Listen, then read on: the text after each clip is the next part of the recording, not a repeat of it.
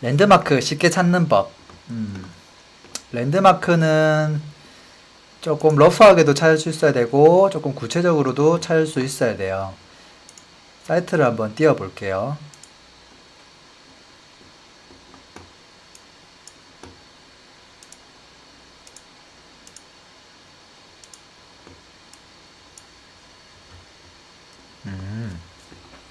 네, 여신님 고맙습니다. 그 KB 부동산 알리지에 가시면 지금은 이름을 또 바꿨네요. 이게 리브온인가 뭔지 모르겠네. 어쨌든 시세 코너에 들어가시면요. 뭐 원하시는 지역들이 쭉 나올 거예요. 서울 누르면 이제 구가 나올 것이고, 지난주에 강남구, 송파구 뭐 이런 곳들을 좀 내렸고, 나머지 곳들은 그래도 조금 많이 상승을 했네요. 자, 그리고 아래쪽으로 내려보시면 요게 있죠. 면적당 시세. 지금 이게 결국은 평당가를 의미하는 거예요. 평당가. 보통 평당가를 쓰는 이유는 아파트 가격이 강북구에 있는 것은 뭐 예를 들어서 뭐 5억짜리고 강남구는 뭐 15억이면 이 금액이 너무 천차만별이고 또 금액이 이제 억 단위이기 때문에 자릿수가 너무 길잖아요. 그래서 파악하기가 힘들어요. 그래서 보통은 평당가를 보통 많이 써요. 지금 여기서 보면 지금 구 단위로 평당가가 이렇게 나와 있죠. 여기 3.3 곱하면 이제 정상적인 평당 단가가 나올 거예요. 나올 것이고 지금은 가나다라 순으로 되어 있는데 높은 가격 순으로 하면 서울에서 가장 평당가가 높은 지역이 어디 있는지가 사실 답이 여기 다 나와 있죠. 강남, 소초, 송파 뭐 요 순으로 안타깝지만 지역 순위가 매겨진다 라고 보시면 돼요. 그렇게 보시면 되고 간략하게 이렇게 큰 단위는 여기서 보시면 돼요. 뭐 다른 지역들도 눌러보시면 되고 또 뭐 강북구를 누르면 강북구 내 동단위로도 또 나오겠죠. 지금 보면 동단위로 평당가가 높은 곳 순으로 이렇게 쭉 나오기도 하고요. 또 동을 누르면 어떻게 될까요? 뭐 미아동 누르면 아파트가 나올 것이고 아파트 단위로 또 평당가가 높은 아파트는 어디가 있는지가 나오죠. 이렇게 해서 대략적으로 정리를 해보는 거예요. 물론 이제 각 동별로 해서 한 번만에 싹 뽑혀져 나오면 참 좋겠지만, 물론 이제 그런 것들 나중에 다 될 텐데, 어쨌든 지금 현재는 이렇게 해서도 좀 개별적으로 확인할 수 있다는 거 참고하시면 될 것 같고요. 그리고 또 방법은 집사를 또 활용하시면 좋죠. 집사를 한번 들어가 볼게요. 여기 저평가 아파트 찾기로 한번 가봐야 되겠네요. 쭉 가서 아까 뭐 강동구 뭐 이런 이야기 했으니까 서울의 강동구에 대해서 한번 살펴보자고요. 자, 평당가가 높은 순으로 해서 제가 검색을 이렇게 할 거예요. 평당가 높은 순으로 해서 검색을 쭉 할 거고, 기간이 조금 기네. 한 2년 정도 하면 적당할 것 같은데요. 2년 해서 검색. 그러면 강동구에 있는 여러 가지 것들이 좀 나올 거예요. 동에 대한 정보와 아파트별 정보가 나올 텐데요. 조금 더 확대해 보면, 자, 이런 결과가 나오네요. 강동구에서 동 단위로 보면 지금 제목이 매매 평당가. 평당가가 대략 뭐 2,300부터 시작해서 밑으로 쭈르륵 줄 서는 거예요.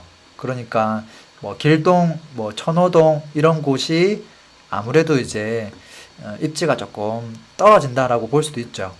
어쨌든 그런 거고요. 그리고 매매 평당가뿐만 아니라 뭐 전세 평당가 같이 보면 되고 지금 제가 기간을 2년으로 조회를 했어요. 지금부터 과거 2년 전 대비 어떠한가 라고 보면 상일동 같은 곳은 평당가가 2년 동안 380만 원 정도 상승했구나. 그리고 어떤 지역은 490, 뭐 어떤 지역은 조금 내린 지역도 있고. 이거는 아마 그 아파트가 이제 허물어지면서 가격이 이제 사라지는 그 시즌, 그것 때문에 약간 일시적으로 나왔던 것 같고, 거의 대부분은 다 수도권 상승기였으니까 상승했겠죠. 근데 그 와중에 어떤 곳이 더 많이 올랐는가를 보면 이제 입지 변화를 이제 그대로 느낄 수 있을 거예요. 그리고 실제 뭐 오른 금액들도 이렇게 왼쪽에 나와 있고요. 동별로 이제 확인하는 것도 필요한데, 더 중요한 건 아파트 단위로 랜드마크 아파트를 뽑는 거예요. 랜드마크 아파트를 뽑을 때는 체급별로 뽑아야 돼요. 체급별로. 예를 들어서 강동구에서 재건축 아파트를 랜드마크로 선정했다면, 다른 서울에 있는 모든 구의 랜드마크 아파트 뽑을 때 재건축을 다 뽑아야 돼요. 그래서 그네들끼리 비교를 하셔야 돼요. 그게 아니라면 일반 아파트를 뽑아서 비교해야 되는데, 또 연식이 너무나 다양하고 평형도 너무나 다양하죠. 평형이 내려가면 내려갈수록 평당가가 조금 더 비싸져요. 대형이 되면 될수록 평당가가 좀 낮아지고요. 그건 너무 당연한 거거든요. 그래서 기준을 좀 세우셔야 돼요. 저 같은 경우는 33평, 그 정도가 가장 흔한 평수이기 때문에 33평 위주로만 뽑아요. 그렇게 해서 비교를 하는 거예요. 그리고 재건축은 재건축끼리, 또는 일반 아파트는 일반 아파트끼리. 근데 일반 아파트는 연식이 또 너무 많죠. 너무 다양하죠. 지금 여기 보면 거의 대부분 재건축이잖아요. 재건축은 일단 별도로 하나 뽑으면 되고, 당연히 두천주공 뽑힐 거고, 그거 빼고 나머지 일반 아파트 중에서 지금 누가 탑이지 하고 딱 보면 나왔네. 이 녀석이 지금 탑이잖아요.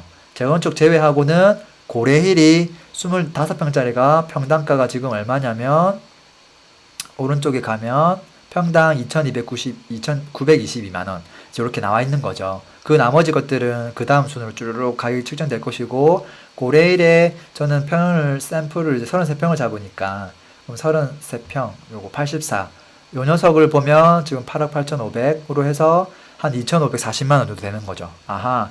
그러면 이제 강동구는 한 2,500만원, 이 정도가 이제 그냥 적정 시세다, 랜드마크 아파트에. 그렇게 이제 생각을 하는 거죠. 그리고 이제 요거는 이제 강동구 전체를 본 것이고요. 그리고 조금 더 나아가면 연식도 중요해요. 한 5년 차 이내 새 아파트는 새 아파트끼리 비교하셔야 되고요. 한 10년 차는 10년 차 정도 된 것끼리 비교하셔야 돼. 재건축은 확실히 오래된 것끼리 비교하셔야 되고. 그래서 만약에 요게 연식이 2017년이면 완전 새 거잖아요. 그래서 다른 구들도 이 정도 한 1, 2년 차 이내 것들하고 비교를 하셔야지만 체급이 맞다라는 거 보시면 좋겠고, 그러니까 강동구에서 새 아파트 말고 한 10년 된 것 중에서도 하나를 더 뽑아 놓으면 좋겠죠. 지금 암사동 프라이어 얘는 24평이니까 패스하고, 33평 중에 고덕 아이파크가 2009년식이니까 지금 딱 8년 됐죠. 요 정도 딱 두 개를 선정하는 거죠. 그래서 새 아파트 중에서는 랜드마크가 고래힐이 되는 거고요. 강동구에서 조금 구축 중에 한 10년 언저리 중에서는 고덕 아이파크가 되는 거예요. 그러면 이 두 가지를 가지고 나머지 지역들하고 이제 계속 비교해 볼 수 있을 거예요. 그러면 이 친구 지금 최고가가 이제 8억 4천이니까, 그러면 비슷한 지역, 강동구 비슷한 지역, 예를 들어서 강남 3구 오른팔, 왼팔이라고 얘기할 수 있는 동작구에 가서, 동작구에 있는 랜드마크 아파트는 시세가 얼마 정도 할까 비교해 보는 거예요. 상식선에서 비교해 보는 거예요. 너무 차이가 많이 나면 뭐가 이상하겠죠. 둘 중 하나는 이상하겠죠. 동작구로 한번 가보죠. 물론 동작구, 강동구 하면 두 개 다 한 방에 비교되기도 할 거예요. 동작구 비교해보면 어디가 더 비쌀까요?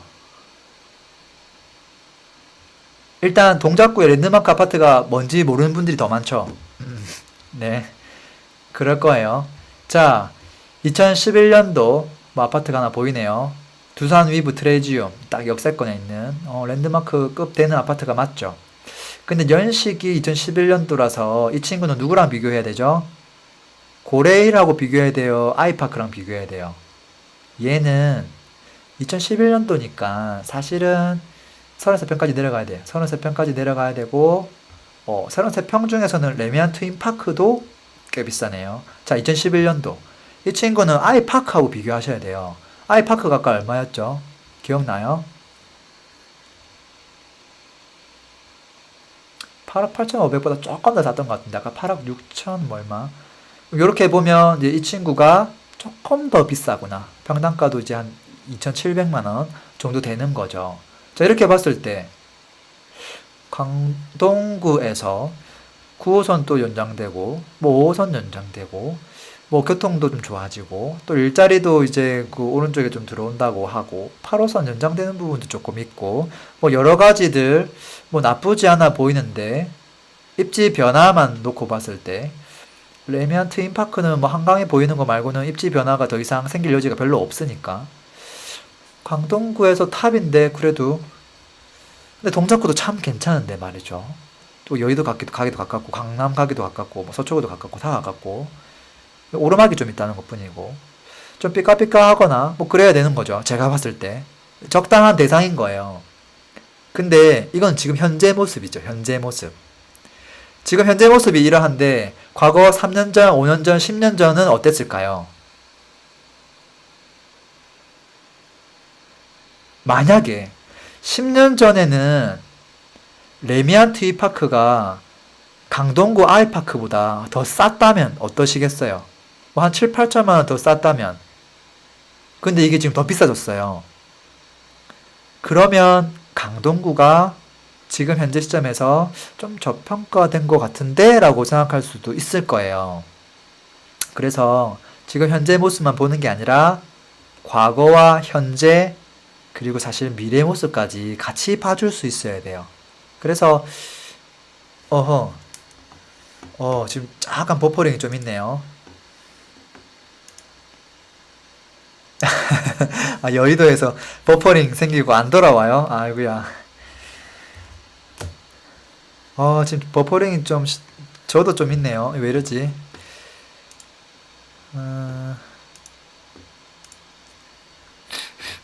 PC 상태는 괜찮은데 아프리카 TV가 조금 그런가?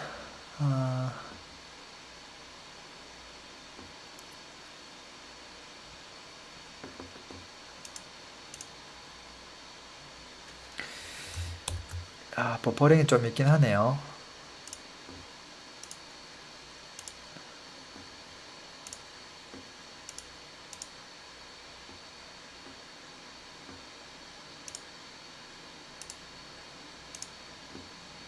자, 뭐 이제 조금씩 괜찮아지는 것 같아요. 자, 어쨌든 제가 이 장표에서 핵심은 현재 평단가뿐만 아니라 과거 한 3년 전, 5년 전, 10년 전 그때 그 가격, 지금의 가격을 함께 보셔라.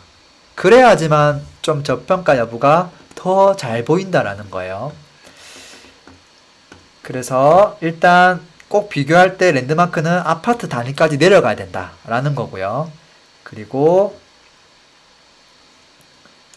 좀 더 들어가 보죠. 그리고 기왕이면 랜드마크끼리 비교하실 때 전세 가격도 같이 보시면 좋겠어요. 예를 들어서 레미안 트위파크는 8억 8,500 매매가가 조금 더 비싼데 전세가가 만약에 엄청 많이 비싸고 강동구는 매매는 비슷한데 전세가가 너무 싸다면 실사용에 대한 가치는 지금 이 동작구가 훨씬 높을 수도 있는 거예요. 그래서 전세 가격도 같이 보셔라. 그 얘기 좀 하고 싶고요. 그리고 월세 수익률은 사실은 뭐 끝까지 볼 필요는 없을 것 같아요. 지금 뭐 월세 수익률도 다 나오고 있긴 한데요. 누르면 이제 각 구에서 각 동에서 월세 수익률이 가장 높은 곳이 어딘지 이렇게 한 번만에 조회가 되긴 하는데 랜드마크에 있어서는 요거까지는 사실은 뭐 필요는 없을 것 같아요. 그리고 또 이제 조금 더 쉽게 할 수 있는 방법은요. 집사에 가시면 지역별 아파트 비교라고 있어요. 지역별 아파트 비교.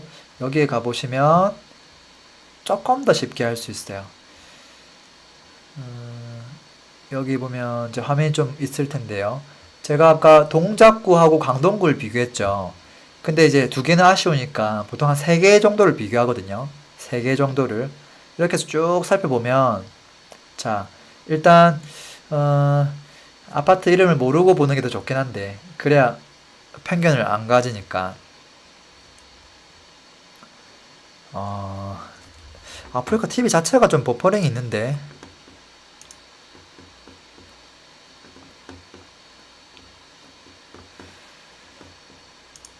자, 지금 보면 우리가 확인해야 될 것은 지금 현재 가격.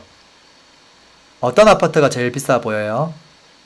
제일 위에 있는 게 주황색이에요. 이름도 적혀 있고 아파트 가격도 적혀 있어요.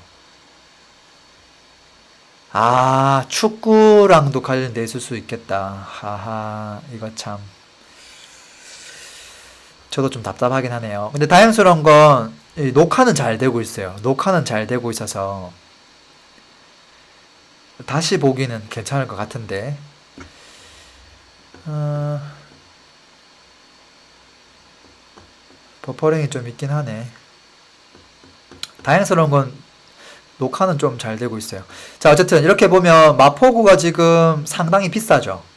마포구가. 지금 보면 아파트가 연식이나 이런 것들이 대부분 다 5년 차 이내, 뭐 이런 아파트들이에요. 아, 10년 차. 10년 차 언저리 된 아파트예요. 지금 뭐 강동구 고덕 아이파크, 동작구의 이수 힐스테이트도 사실은 랜드마크급이거든요. 아까 그 레미안 트윈파크랑 가격 차이가 500만 원밖에 차이가 안 나요.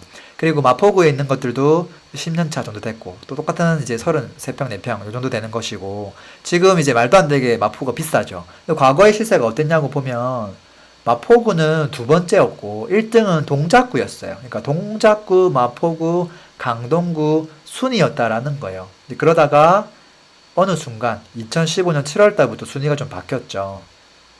바뀌었다라는 거예요. 바뀌었고 우리가 좀 체크해 봐야 될 것은 뭐 물론 마포구도 이제 뭐 교통 이제 거기 여러 가지 교통이 다 들어가니까, 그리고 뭐 상암부터 시작해서 일자리 호재 큰 호재들도 좀 있고 뭐 그런 영향이 좀 크다고 봐야 되죠. 근데 이제 마포구는 그러면 좀 제외하더라도, 애매한 마포구는 제외하더라도 이 두 개만 놓고 보면 격차가 있었다라는 거예요. 지금 얼마 정도 가격 차이가 있었냐면 강동구하고 동작구는 동작구가 한 8천만 원 정도 더 비쌌다라는 거예요. 그러니까 동작구의 프라이드가 사실은 조금 더 있다, 이렇게 보시면 되는데 지금은 사실은 거의 많이 따라왔죠.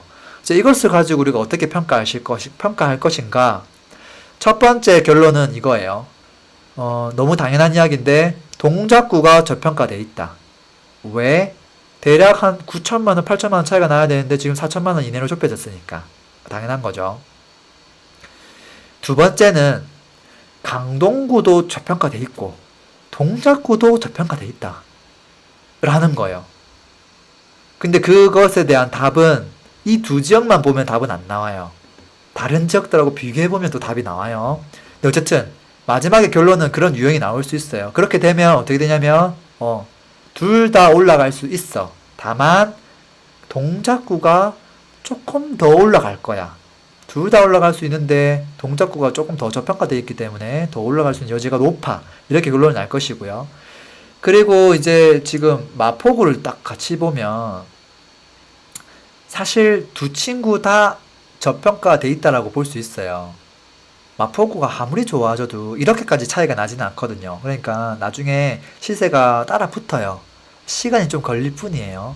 그러니까 사실은 두 친구 다 올라갈 여지가 있다, 저는 이렇게 생각해요. 그렇지만 동작구가 조금 더 저평가돼 있다. 또 재미난 건 뭐냐면요, 제가 2017년 5월 달에 그때 심화반이라는 걸 처음 했어요. 한 10분 정도 제가 딱 소수정예를 모셔놓고 뭐 이런 지역 분석을 조금 타이트하게 많이 시켰어요. 거의 아파트 전수조사까지 제가 막 시켰거든요. 여기 뭐 참가하신 분들도 좀 있긴 한데, 그 당시에 우리가 봤던 그래프 모양은 어떤 느낌이었냐면 그때 5월에서 6월 사이였으니까 딱 요때였어요. 지금 여기 제가 글자도 적어놨죠. 그때도 그때 5월에서 6월 사이였거든요. 그 당시 딱 보니까 어떻게 됐냐면 이제 요런 느낌이었어요. 강동구가 많이 따라 붙었다. 동작구가 좀 많이 저평가되어 있다. 근데 이제 역시나 이게 군번 소폭 상승하더라고요. 그래서 아까 동작구에 있는 랜드마크들은 불과 이 시기에 딱 한 6월 달부터 한 두 달 동안 한 3, 4천만 원이 다 올라갔어요. 그때 다 올라갔었고, 그 시점에는 우리가 그냥 이론적으로는 동작구가 저평가되어 있다고 이야기를 했지만 실제 시간이 지나봐야지만 답이 나오잖아요. 근데 지금 이미 답이 또 나왔단 말이에요. 역시나 동작구가 지금 좀 더 올라갔어요. 그리고 더 올라갈 여지도 사실 저는 있다라고 생각하고요. 물론 고평가됐을 가능성도 있어요. 중요한 이야기네요. 자, 근데 고평가가 돼 있을 수 있죠. 있는데 어쨌든 얘네들까지 그 친구들도 이 정도까지는 않지만 조금 더 올라갈 수 있는 여지가 있다는 거고, 그 다음에 마포구가 너무 고평가된 거 아니야? 에 대한 답은 요 세 개만 보면 또 안 돼요. 이 세 개를 보면 안 되고 그것을 객관적으로 비교해 줄 수 있는 다른 지역을 또 함께 봐야 돼. 지금 사실 그게 하나 없긴 한데, 예를 들어서 2014년 9월달 서울은 워낙 비싸고 특별해서 비교할 수 있는 대상이 서울 내밖에 없거든요. 근데 이제 지방광역시라든지 그런 친구들의 증감률 이런 걸로 비교해보면 지금 마포구 같은 경우는 지금 얼마가 올랐냐면 7억 3천 하던 게 9억 8천이 됐으니까 2억 5천이 오른 거예요. 그러면 7억 3천, 2억 5천이면 얼마냐면 비율로 따지면 한 30%좀 될까요?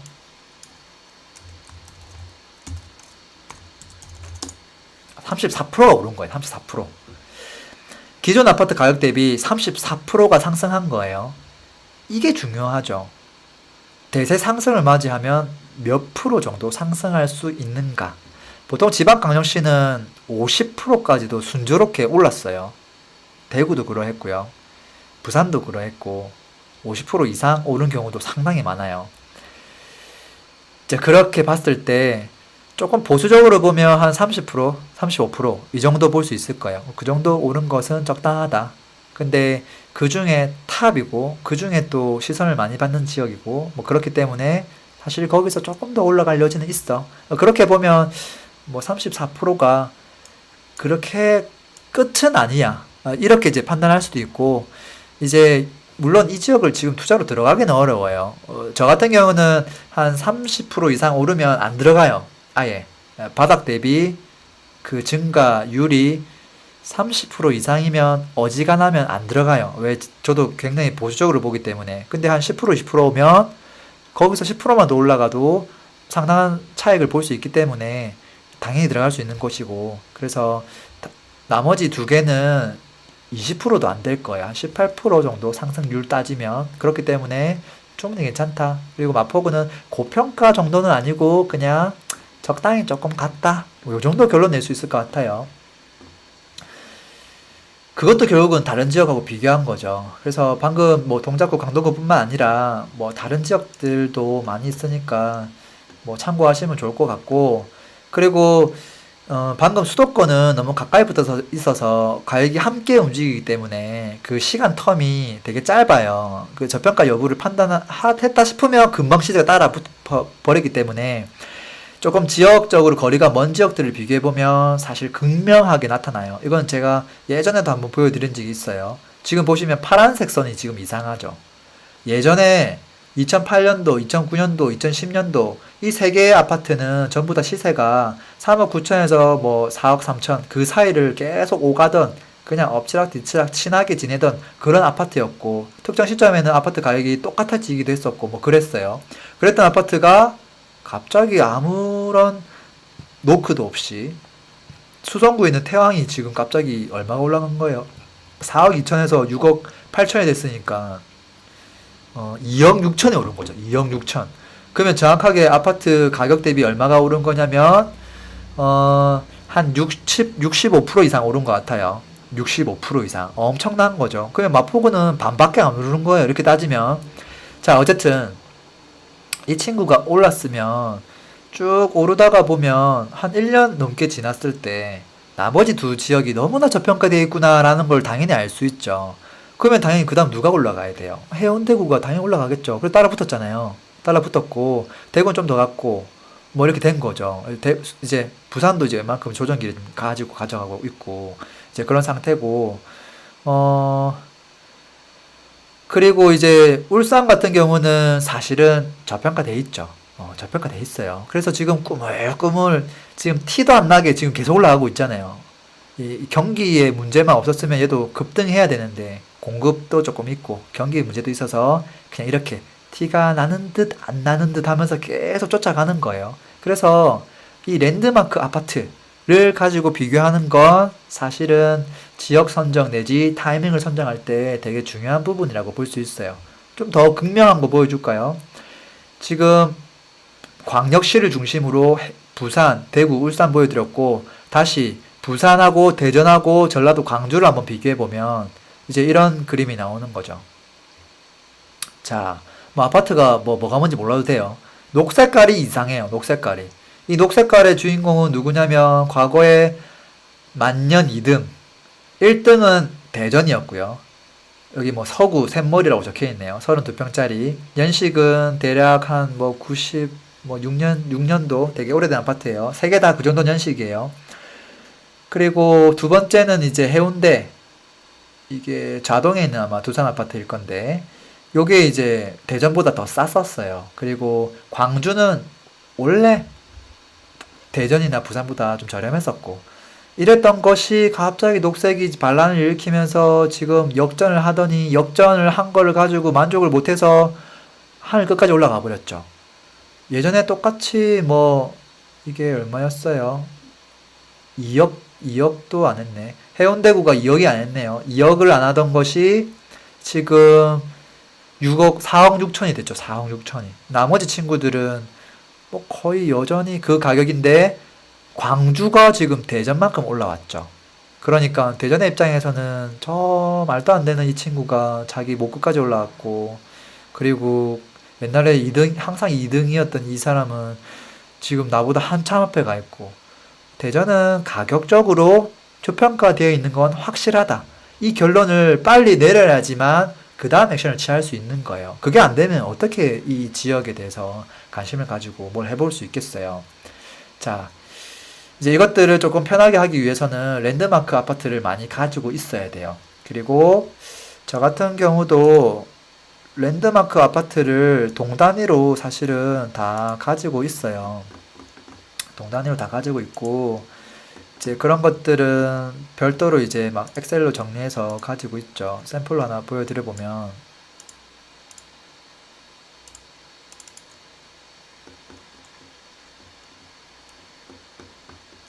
다들 이런 거 자료 갖고 있죠? 이런 거 있어야 돼요. 없으면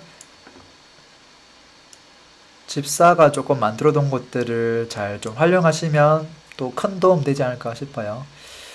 랜드마크 뽑는 일 자체가 사실은 쉬운 일은 아니에요. 아, 이거 좀 느리네.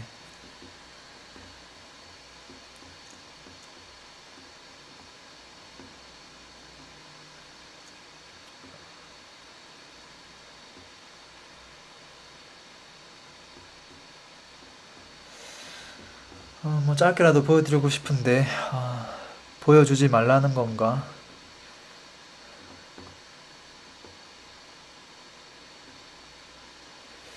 아, 이게 맥이라서 엑셀을 열었더니 조금 싫어하네. 안타깝네. 안 되겠다. 엑셀은 안 되겠네. 자, 이건 다음 기회에.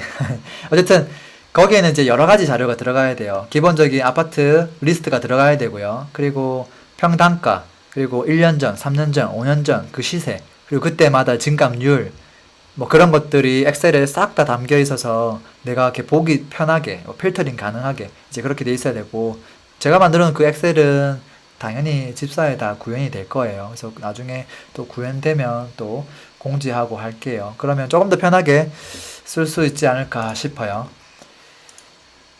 자, 그렇게 해서 제가 뭐 쉽게 찾는 방법까지 조금 안내를 해드렸어요. 뭐 랜드마크 뭐 그 방법이 그렇게 대단한 방법들은 아니에요. 단지 그냥 몰랐을 뿐인 거예요. 자, 랜드마크 할 때 주의사항이 있어요. 주의사항. 제가 앞에서 이야기를 많이 했는데, 첫 번째는 비교 대상을 잘 선정하는 게 포인트예요. 그냥 아무거나 가지고 비교하면 안 된다라는 거예요. 신도시는 신도시끼리, 택지는 택지끼리, 입지 좋은 곳은 좋은 곳끼리, 일기 신도시는 일기 신도시끼리. 이해되시죠? 연식은 좀 비슷한 것끼리 그렇게 하셔야 돼요. 그리고 이걸 뽑고 나면 사실 그 다음에 이걸 가지고 분석하는 건 되게 기술적인 거라서 뭐 크게 중요한 건 아니에요. 그건 본인의 어떤 역량 따라 달라지는 거라서 그렇게 하시면 될 것 같고, 나중에 이제 이런 부분이 생기면 본인만의 자료가 많이 생길 거예요. 그래서 전국에 있는 모든 지역을 구 단위로 해서 평당가를 가지고 이렇게 막 지도를 만들기도 하실 수 있을 것이고, 또 시기별로 해서 어떤 지역이 2년 전에는 여기 있었는데 시간이 지났더니 저 위로 올라왔던 그런 것들을 한눈에 볼 수 있도록, 비교해 볼 수 있도록, 그래서 3년 전 대비 지금 현재 평당가 전국 순위 이렇게 비교해 볼 수도 있을 거고요. 어쨌든 그건 보여주기에 따라 다른 부분이라서 그렇게 또 하시면 될 것 같고요. 그리고 비교하는 거 아까 앞에 설명드렸죠. 설명드렸던 것 같아요. 그리고 아까 중요한 것 중에 하나가 증감률이 상당히 중요하다. 증감률. 아파트 가격이 1억 올랐어요. 여기는 2억이 올랐어요. 그거는 아무 의미가 없어요. 뭐 15억짜리가 1억 오른 거랑 2억짜리가 1억 오른 거랑은 하늘과 땅 차이죠. 1억이 오른 거랑 2억짜리 1억 오른 거랑. 왜냐면 이거는 50%가 오른 거고, 이거는 뭐 끼케야 몇 프로가 오른 거예요. 10%가 아니라 조금밖에 안 오른 거니까. 그래서 증감률, 기존 아파트 가격 대비 얼마큼 올랐는가, 그것을 가지고 좀 판단하는 게 필요하고요.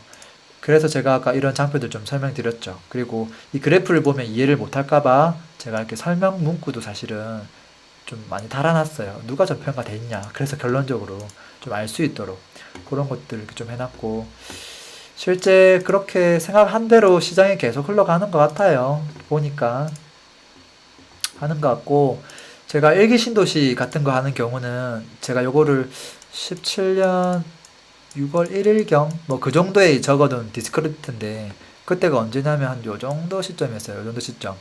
이렇게 봤을 때 지금 위에 거는 분당이고요. 분당. 그리고 두 번째는 어디냐면 일기 신도시 안양이고, 세 번째는 여기 어디냐면 고양시예요. 항상 분당이 1등이죠. 1등인데 쭉 보다 보니까 지금 현재 분당이 안양하고 격차가 너무 적은 거예요. 그래서 야, 분당이 지금 가장 저평가되어 있는 것 같아. 이렇게 그냥 한 줄 적은 거죠. 적었는데 실제 이제 불과 몇 개월 지나니까 이렇게 팡 올라가 버리잖아요. 이렇게 되고 나면 이제 결론은 어떻게 되는 거예요? 이 업데이트가 돼야 돼요.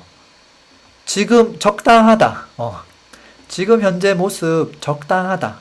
적당하면 어떻게 돼야 되는 거예요? 입지가 좋은 곳이 조금 더 가야 되는 거예요. 그러니까 사실은 분당은 조금 더 갈 수도 있다. 왜? 과거의 분당이 다른 곳들보다 확실히 갭이 컸거든요. 그러니까 지금 요렇게 되는 게 아니라 분당은 좀 더 가야 돼. 여전히 아직도 분당이 조금 더 저평가되어 있구나. 그렇기 때문에 지금 뭐 대출 규제가 조정 지역이라서 오르고 있는 게 아니라 그냥 오를만 하니까 오르고 있다고 저는 생각해요. 가격 가치가 조금 저평가돼 있으니까. 그렇게 보시면 될 것 같고요. 자, 랜드마크를 가지고 분석할 때 핵심이 되는 요소 4가지를 제가 요약 정리한다면, 첫 번째, 일단 랜드마크를 잘 찾아야 된다. 단순히 비싼 것 위주로 찾아도 한 8, 90%는 맞아요. 근데 그 와중에 입지 변화가 좀 심한 것들은 조만간에 랜드마크가 될 수 있는 것들, 그것까지 좀 감안해 주면 좋겠고요. 두 번째는 랜드마크 비교 대상을 잘 잡아야 된다.